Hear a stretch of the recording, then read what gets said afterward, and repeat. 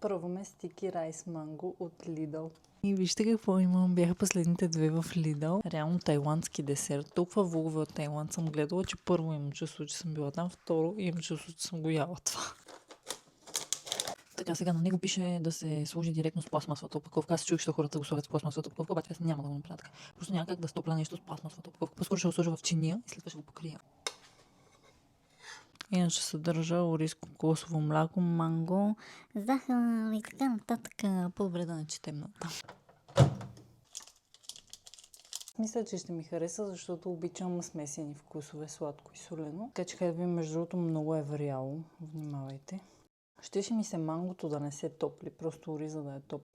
Все пак е някакъв готвен десерт.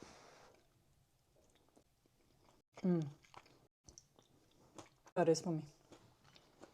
Бобът отгоре е хрупкав, ориза е солен, мангото е сладко. Аз му дам 9 от 10. Пишете дали сте го пробвали.